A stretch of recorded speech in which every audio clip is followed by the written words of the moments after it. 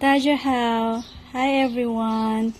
Today magluluto tayo ng beef broccoli sana, but since wala akong broccoli, ang meron na lang ako ay minced beef, cauliflower, asparagus, sibuyas, bawang, nilagyan ko rin siya ng patatas, and then bell pepper.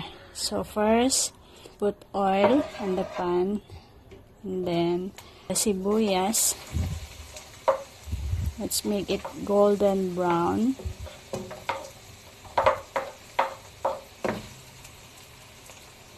Yan. And then, after, we will put the bawang.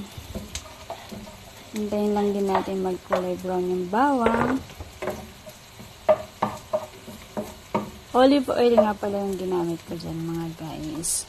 Then, nilagay ko na yung slice na baka. Dapat mag-steak. So, ayun. Hintay lang natin mag-isa yung baka. Nilagay ko ng toyo. Siguro mga 2 spoon na toyo. Tapos yung oyster sauce, 1 kutsara. Ay, pang tumulo. Yan, taktak mo. Sige. Yan. And then, let's simmer. Simmer ba tawag dun?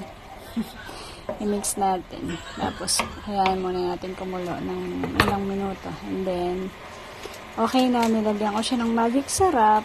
Magic sarap. Baka naman. Asin, of course. Oops, napadami ang asin. Ajinomoto, tak, and then the bell pepper.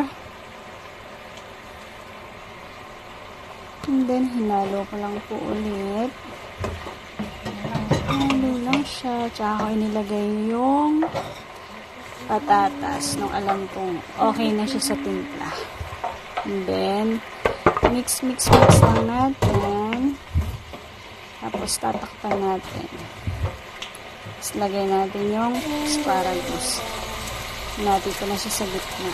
Kasi nung nakita ko masyado parang mahaba. So, ayan. O, malambot na siya. Malambot yung carrots, yung asparagus. Nilagay ko na yung cauliflower. Mix lang din ulit.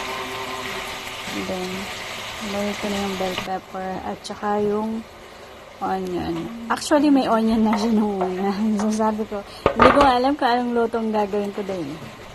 Kung i-beef steak ko ba or whatever. So, ayan guys, luto na. Samahan nyo kaming kumain. Thank you for watching. Enjoy everyone. Have a good day. God bless.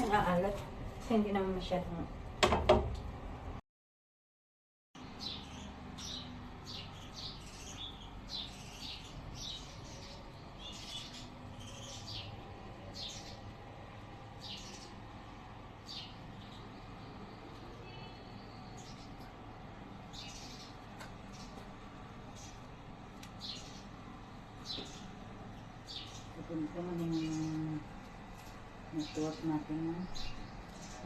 And guys, this is the finished product of my